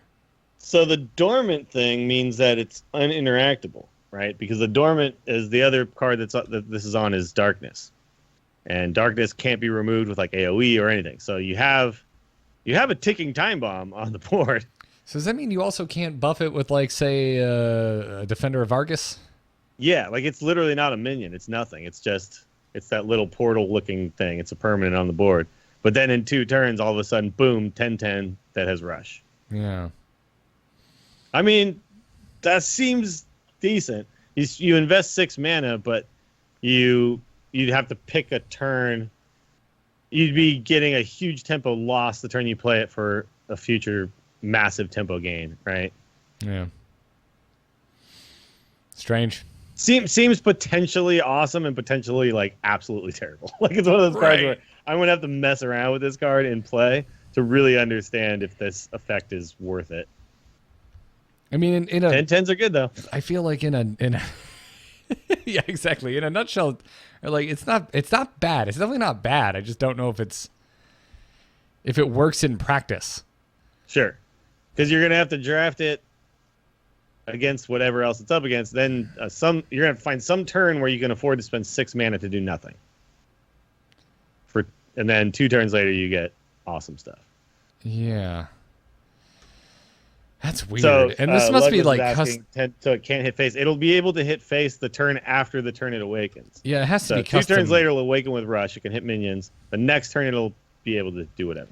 This has to be custom coded though, right? Because as far as we know, we've only ever seen rush be a thing that comes into effect when you play it from your hand. I mean, technically though, when it awakens, I'm sure that's just when a rush is applied to it, right? Right, that's what I'm saying. Like, yeah. Well, hold on a second. What happens if you like recruit a rush minion? It can still attack that turn, right? If you recruit a rush minion, no, I believe rush is not like a battle cry, so it just has rush. It just has rush. Okay, so then, Yeah. Like charged Devil Sword can attack face if you recruit it, but a rush minion can still only attack. no, I wasn't even talking about that. Like, can it even attack? Yeah. Oh, right. You're right. Yeah, that doesn't make any sense. Yeah. Sorry, I'm stupid. Because it's not But a battle cry, so it's just a thing that card has. what I'm trying to do is understand just how unique Stasis Dragon is, because rush only matters the turn you played the minion, but this awakens with rush 2 turns after you play it, so it's not the turn you play it. So it's just odd. This had to be a custom code job. It's okay. So when you recruit it, I don't know, maybe not, because rush is like simply just applied to the minion, and so it's a thing that just says take away the summoning sickness, but only allowed to attack minions, right? So if you recruit it, it's the same as this becoming like moving from dormant to non-dormant. Oh, I guess when it's a it good point. awakens, the rush is just applied there because it's its first turn on the board. That's fair. Whereas, like, think of the darkness, when it awakens, it just has summoning sickness. Right. That's fair. Yeah. Okay. Makes a lot of sense now. Fate Cleaver is next. I'm assuming this is a warrior weapon. I always have a hard time with weapons because the only indicator is the hard to read got a little colored tiny border. red thing around. Yeah. So Fate Cleaver is a 4-mana 4/2 warrior weapon that reads, after this kills a minion, destroy all copies of it wherever they are. Oh, Which is questionably good in Arena. I mean, a 4-mana 4/2 weapon is fine. Yeah. It's a true silver without the healing effect, but the potential to, like, let's say somebody plays a Violet Worm, right? And then makes all the 1/1 tokens when it dies. You can just kill one of those 1/1 tokens and they all die, right? Yeah. That type of thing is probably where I would see this ending up with the most use. The interesting thing, though, is if you kill the minion that you yourself had in your deck or on the board, it would just destroy your own card in your deck. That's kind of funny. But I think this is actually, I mean, warriors just do well with weapons anyway. So yeah, and you have control over that, right? Like if you have 7, I don't know, Warsong commanders, like There will definitely be edge cases where it's going to be sweet because you're going to kill two of the same thing. But think about like Serenite Chain Gang. Like you'll just kill both of those, right? Right. By killing one. Yeah, anything that copies itself, that's awesome. If they happen to have extra, you control what you attack into. So if you also have a copy of that in your deck or multiple copies of that in your deck, maybe don't kill it. Because it might be more detrimental if you know to it's the thing you have, then don't use fake cleaver on it. Exactly. At the same time, if it's not in your hand right now, maybe it is worth it because you may never draw because the it's damn just thing. now a card that's not in your deck anymore. Right? Yeah, Sticked exactly. out. Exactly. I mean, it just seems good because it's a friggin' 4-mana 4/2 weapon. To me, it's like, yeah, that's pretty good. Probably want that. Yep. Let's talk about the priest spell Ripple in Time next. This is a 1-mana spell that reads Discover a minion. If you play it this turn, it has Echo. Oh, interesting. The fact that you can discover the minion means quite a bit here. Yeah. And you can discover minions that aren't supposed to have Echo that does something really crazy. Yeah, I mean, for 1 mana, I want this spell. Yeah. I mean, you're gonna find cool stuff. Just 1 mana discover a minion is really good anyway. So the fact that then it suddenly has Echo, if I can choose to play it, it means it's a late game card. You're not gonna keep this in the mulligan, but Right. Yeah, that's fine. Right, and the Echo may be moot depending on the board state. Yeah. Sometimes you'll also find a big minion or something like that, and Echo's not gonna ever work, but it doesn't matter. I mean, the fact you get to choose the minion out of 3 possible minions means you'll have like an option to be like, okay, well, I'll take the smaller minion and just flood the board, or I'll take this bigger minion that has more value right now. That seems pretty good. Yeah. 1 mana, I would do this. The Echo is just an added bonus. What was the Raven's Idol? What was that? Is that the card where you choose to discover a spell or a minion? Yep. I mean, that was worth. Good old druid spell. Draconid Herald is a warrior minion. It's a 6-mana 5/6 dragon. It also has a battle cry that reads Discover a minion, give it +3/+3, then put it on the top of your deck. Whoa, dude. That is so freaking cool. Well, a 6-mana 5/6 is bad the turn you play it. It's not the worst thing in the world. Yeah, it's not absolutely terrible. I mean, we were. What was it? What was the thing? Where the hell did it go? There was a card. The Thief of Futures. It was a 4-mana 4/3 because of the battle cry. You were interested in it. Yeah, you don't immediately draw this card, but essentially you guarantee that you next turn draw a completely OP card. That seems strong to me. Yeah, I think I will take a. I mean, this is a pretty slight tempo loss playing a 6-mana 5/6. Not only the fact that it's that, but you're getting a dragon, and dragons are actually something that Arena you can actually draft around that kind of stuff. So yeah, this seems good. Seems real good. Yeah, I like this card a lot. These are just really interesting effects that they don't need to be this powerful, but I would like to see these type of card designs in Standard. I think I'm getting this sense that maybe these are cards that were deemed too powerful, but they really liked the design, and they were like, we want to put these out still, because they all don't really seem to have a theme tied to them all, and they're kind of all over the place. All right, but not that this show isn't already going pretty long, but I would like the sidebar here and ask you, you like the Magic, you like the other card games. Sure. Do you think they're flirting with the idea here of having a draft set? That's a really good point that I wasn't actually considering. Because that's what this is. They maybe want to move into a permanent draft set. I actually would hope, though, that what that means is a third a second limited format that involves said draft set, right? And it kind of rotating, and then they could just have Arena the way it currently is. Because I have seen, I don't know if I read Arena HS, the subreddit, quite a bit, and some of those players are saying, I like the fact that these cards seem really cool and interesting, but I also don't like the fact that Arena seems to be where they just throw some random cards in here and there and say whatever, and it doesn't feel competitive, right? So I think, I like this idea of a draft set, but I also like the idea of giving people the Arena in the way that they want it to be, which is the competitive version. Yeah, I want both. I want a yes and that. I mean, where I stand. Like, I don't see Arena as competitive currently. Like, yeah, but there's people who try for that ladder or the leaderboard every season and right, that kind of thing. Like, So I get it, and I'm not. I have nothing against anyone who wants to compete for that ladder position, but I have everything against the team because they don't make Arena competitive enough. There's no real incentive for placing, and it's just a name on a list is all. It really is. Right. And every time we bring it up, I mean, we even had Peter Wayland recently. He was just like, oh, the community does it. I'm like, no, they don't. It's not real Arena. Yeah. Yeah. No, I'm with you there. What I want to give everybody what they want, right? Yeah. And I think that would be the coolest way to go about this. So I mean, you already hit solo adventures, and there's a ton of options, right? Why can't we hit Arena and there be a bunch of options? Yeah. Totally. I don't see anything wrong. And it would be super cool if there was a version of Arena where like these cards always existed. All those cards that they had us vote on in BlizzCon, like all of those cards were in there too. And then specific cards from specific sets with certain cards taken out. Yeah, I think that'd be very cool. Yeah, but back to the positive brainstorming side of my initial question is I think it'd be really cool if they had a draft set. Yeah. For people who aren't familiar with like what's called a cube, it's basically just a specific set that somebody like decided to put together. Like they're not all from the same release or whatever. They're just cards people thought would work really well together, and then you draft out of that cube, right? Well, I was thinking of even like Conspiracy, which was a set that Wizards put out that was specifically for a draft format. Sure. Yeah. I remember that too. That was awesome. Yeah. So I kind of looking at this and I'm like, are you experimenting here? Because, and this isn't me getting down on it, but like you go into play mode and you can swap between Standard and Wild. You go into solo adventures and there's just a ton of options. Like Arena is the only thing now that you go into and it just is what it is. So why not get in and give us some nuance in the way that we play Arena? I think there's so many people play Hearthstone, man. I think it'd be fine. I don't think you're splitting your player base too much. I don't think so either. Yeah, no, I really don't. I think that also they shouldn't.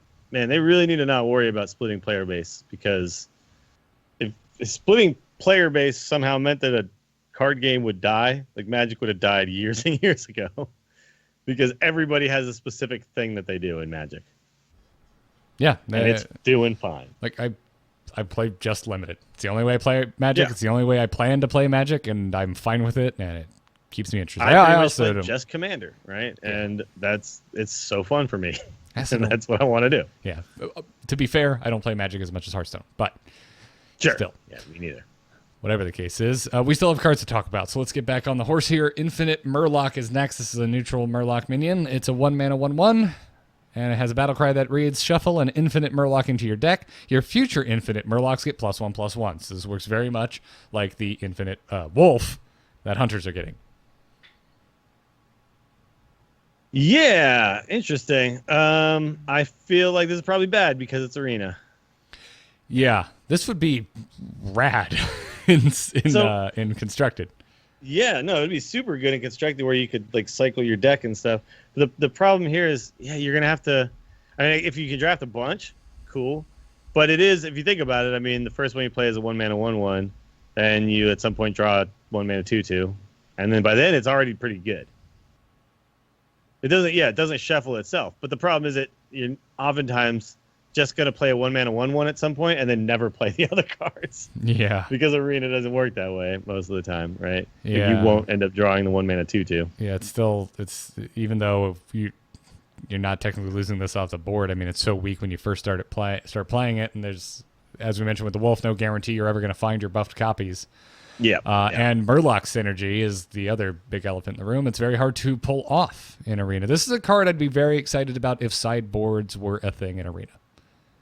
Yeah, totally. Or if you could somehow find a way to, I mean, look, if there's going to be certain drafts where you're looking at your draft and you're thinking, I have a decent amount of card draw. I have a couple of cards that work with Murlocs. Okay, this card seems okay. But that's not going to happen that often. Yeah, it's going to be hard to find. You wouldn't pick this early. You would pick this late. Like this would be like pick 25, and you're like, oh hey, I've got like 5 Murlocs and like 2 or 3 spells that draw me cards. Let's give it a shot. Yeah. This is the not fact something that it's neutral means it's going to probably show up in situations where you're just like, well, that's just a dead pick for me right there. Yeah, I think so too. That's kind of my concern. Like, and not even sideboarding, but again, you and I always bring up like it'd be nice to draft 5 more cards and then make your deck, or just and then pare them down, or just have a sideboard of 5 cards hanging out that you can just put in and out of your deck as you go play through your arena run. Yeah, like if you lose your first game, you could be like, you know what? Let's try putting those other cards in. Like, I would love that. That'd be great. Give it a shot. It'd also make removal cards a lot more interesting and targeted removal a lot more interesting. Well, maybe not, but whatever the case is, moving on. Shaman card next, Stasis Elemental. It's a 4-mana 3/5 elemental. It also has a battle cry that reads, freeze a minion until this leaves the battlefield. It's one of the more tame cards we've seen. Yeah, but it's a really cool effect. I mean, the freeze forever type of thing is pretty awesome. I mean, we don't have that in Hearthstone right now. There is in Eternal, there's a card, 1 mana, where you put a curse on a minion and essentially stun it for good, right? And so it acts as a 1-mana removal spell, but the fact is that the minion's still there, so if it has some sort of persistent effect or, on-use effect that I can like continue to do while it's on the field, like it's not good for those types of things. But it's just really good to just stop a big minion from attacking you. I'm picturing pacifism from Magic. Yeah, there you go. 2 mana, pacifism. Yeah. But although I think doesn't pacifism make it so you can't tap it? So if it you couldn't even do an effect if it required tapping of the minion. I can't remember. No, it's just can't attack or block. Oh, okay, so you can't really use it to, like, it's not pure removal. And that card's very similar. This is the first time I've really seen something like that, but it's tied to this minion being alive. So you have to try to protect it as long as you can, but that is interesting. Yeah, I'm very curious. And also 4-mana 3/5 body, you're not really giving up much. You're giving up 1 attack essentially from a vanilla minion. I think I could. Yeah, this is definitely something I could see drafting. Yeah, and finding good use for, because you can like freeze something important and then just go face. Yeah, this one looks like something I wouldn't be surprised to see in standard. Like it's pretty. Totally. To me, this looks balanced, like in a vacuum. Yeah, where was this when they were making freeze shaman and trying to make that a thing? Actually, it would have actually been perfect for that. That's a really good point. Yeah, you're not wrong. Anyway, Hunter spell is next. It's called Chrono Shot. It's a 3-mana spell. It reads, return an enemy minion to your opponent's hand. It costs 2 more. Seems kind of roguey, but okay. It's sap for 1 more mana, but then it makes the opponent's thing cost 2 more. So it's targeted freezing trap is what it is. Okay. Yeah. I didn't connect that dot. That's a good point. But it's a mix, right? It's a mix between freezing trap and sap.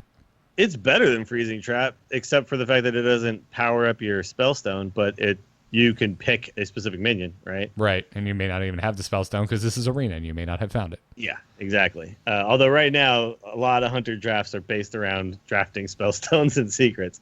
But I could see this being really, really freaking good, because you can put this on a 9-mana minion, it'll never come back.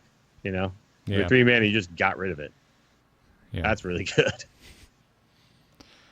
This is a powerful card. This is the type of card Hunter probably needs in Arena.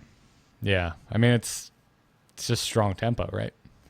Yeah, super strong. For 3 mana, just put it away and then force them to pay a lot for it to come back. Yeah. Really good card. God, that would just feel so bad to be on the receiving end of this. Like, I want to put this back out, but it costs 2 more. Yeah. It always sucks when you actually fall into the freezing trap with the wrong minion, but it's so easy to play around if you're smart. Yep. That's just a smart thing. You might be tired. You might not be paying attention. Yeah. If you play into it, you're dumb. That's how the internet takes things, Dills. Neutral minion is next. Timeway Wanderer. It's a 5-mana 6/3 with a battle cry that reads, discover a spell, reduce its cost by 5, then put it on the top of your deck. I love these wordy cards. Where have these wordy cards been, Dills? Oh my god. So 5-mana 6/3 obviously sucks, but the 5-mana 6/3 for Mage for a while, where you just discovered a spell, that was a good draftable card. In fact, wasn't that a 5-mana 5/3? I can't remember now, but that was a card you would draft, because it was just, I put a minion on the board and I make a card. And I make a specific card because it's Discover, right? So I can get a good card most of the time.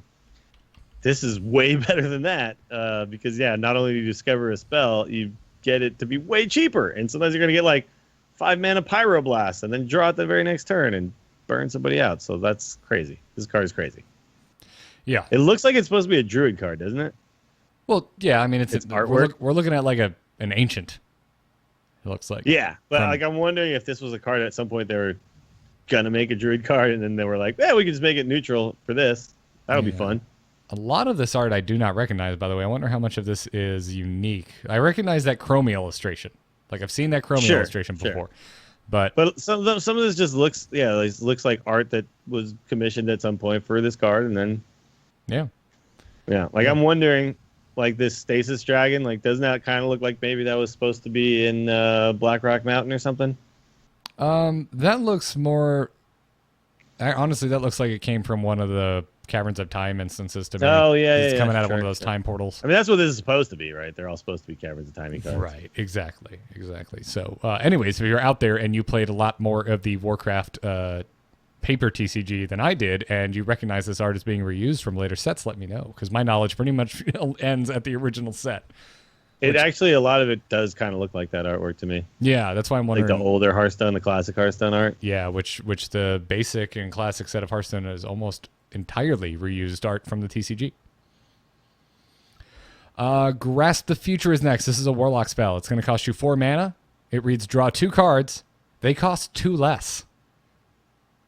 So 4 mana draw 2 cards is obviously overcosted, but then saving 4 mana total over those 2 cards makes up for that. Yes, this is a solid card that I will draft. Really, really good to me, especially if you kind of cast this later on in the game. You know that your deck is full of mostly expensive cards. Yeah, this seems insane. Seems ridiculous. Very good. Definitely draft this. Also, is that Nosdormu's elf form? I believe it is. Yeah, that actually looks like it. You're right. I Didn't make that connection before. Because he's hanging out with Warlocks. Yeah, that's good. All these cards are good, man. Like, there's a couple outliers where like, maybe not, but the majority of these are overpowered. And then finally, we're going to end with a neutral minion, Time-Bound Giant. Costs 15 mana. It's an 8/8, and it costs 1 less for each card you've drawn. Wow. Good thing they didn't make this for standard. Yes. I mean, although, maybe that would be fine in standard, because Arcane Giant was fine, right? But this is in Arena, I don't know, because like I would initially think probably Warlock would be the one to draft this, but they don't really want to spend a bunch of their turns life tapping, right? You in Arena, you really don't want to be falling behind in tempo in the early turns. So this would generally just be an 8/8 by turn 8-ish. But a cheap 8/8 later in the game is going to be good. Yeah, it's fine. Anytime you drop an 8/8 for not a lot, it's going to be good. Yeah, and again, the order of your draft matters. If this comes up late in the draft and you have a few pieces of card draw, your desire to pick this up increases. Yeah, but even then, it's like, I don't know, like as the game progresses, there are going to be games that end up going long, and you get these top deck wars and things like that.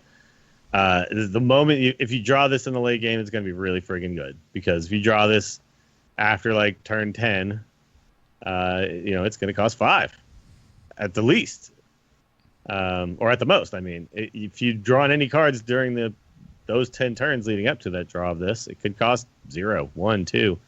Dropping a 0 cost 8/8 is really good. Yeah, and you don't have to like make your health total lower or anything. So. I mean, it's kind of irrelevant in a top deck war because sure, it would be your only card. But yeah. But I mean, there's Mountain Giant has always been considered a card you never want to draft in Arena, because if you top deck that, it costs 11 and you can't play it. Very true.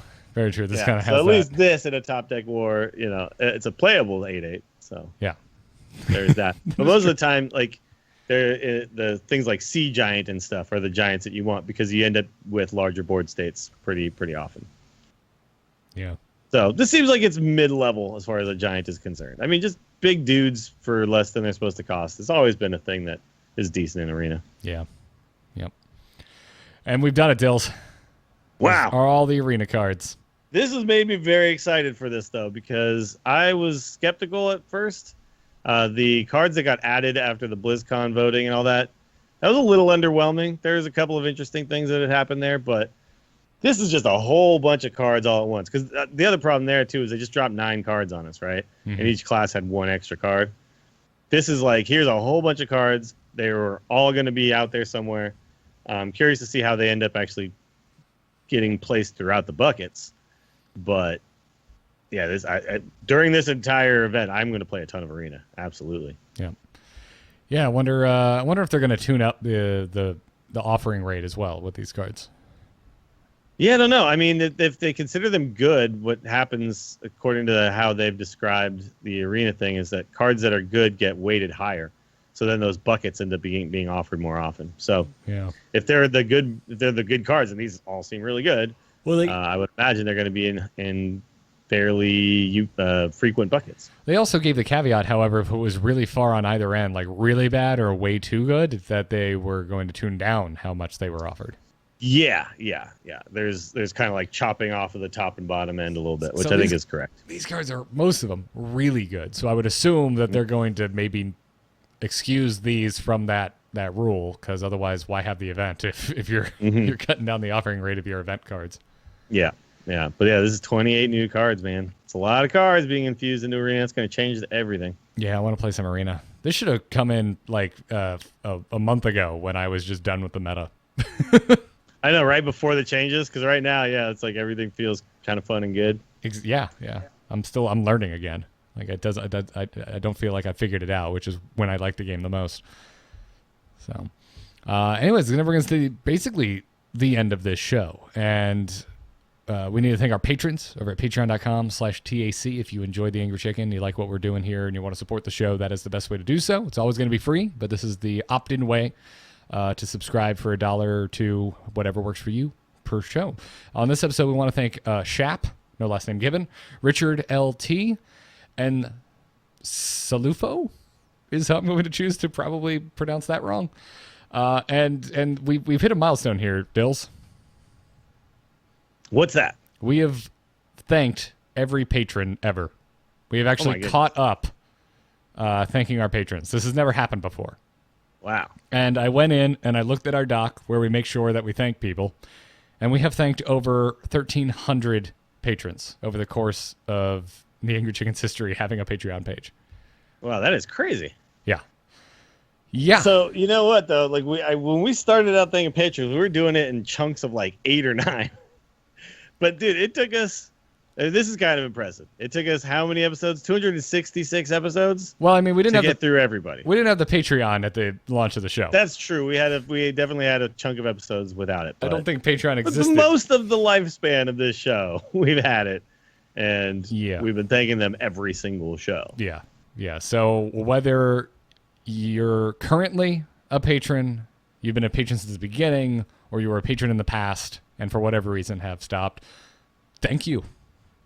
Yeah, seriously. Thank you guys so very much. And then if you, I do want to point this out because, I think there are a lot of people who jump on and feel like maybe they're late to the game or something like that. Like one thing about our Patreon that I think is really special is that it's not like a few people donating a giant amount. It's just a lot of people donating a little bit. And then it makes this whole show possible and us to continue to like grow and continue to do things that we're doing. So everybody who's donated the smallest to the largest amount, like you guys all added it all up to support us and make this continue to happen. It's crazy. Yeah. So we really appreciate it. And if you're out there and you like the show and you want to give something back, patreon.com/TAC is the best way to do it. Like Bill said, whether it's $1 or 10, every little bit helps. So or even if it's like 50 cents, like, you know what I mean? It's whatever. It all adds up, man. Yeah. So thank you again to our awesome patrons, past, present, and future. Thank you very much. Huge thanks to our producers, too, by the way. Declan H., Sean C., Johnny S., and LVE. You all are extremely generous with how much you give to the show.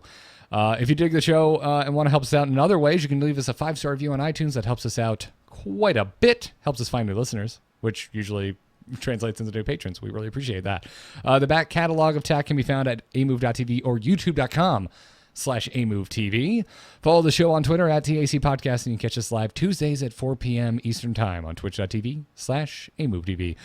Dills, You do all kinds of other stuff. A lot of it is Hearthstone related, but not all of it is. Where can everybody find you?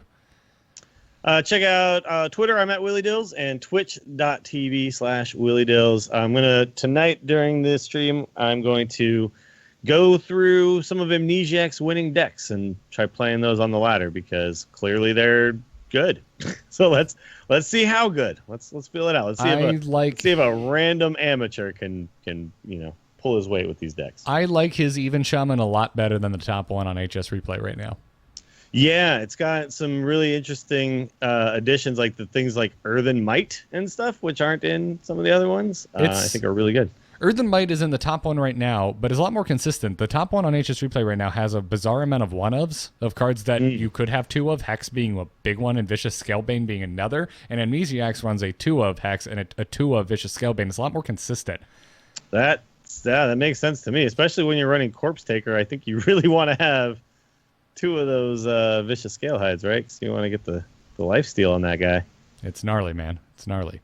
It's funny because I was thinking about this the other day, and I was like, it's weird to me that even Shaman is as good as it is when the deck doesn't run things that take advantage of totems, right? Like you can't take advantage of, like you can't bloodlust a bunch of totems, right? You can't really buff a bunch of totems because you don't, like really all you have is Direwolf Alpha and Flame Tongue Totem, right? To buff these totems that you're making, for one. But the fact is, like, even just a couple of things that do that make a huge difference, right? Just the fact that you kind of get that early start where, like, turn 1, make a totem, turn 2, drop a Flame Tongue, and then you're just ahead for the rest of the game. It's like, just that is powerful enough in and of itself. And then, of course, Sea Giants, you can always, like, put one more minion on the board for 1 mana. So it's like, I was thinking about it, I was like, man, is it really worth giving up things like Bloodlust to make 1 mana totems? But it is. Totally is.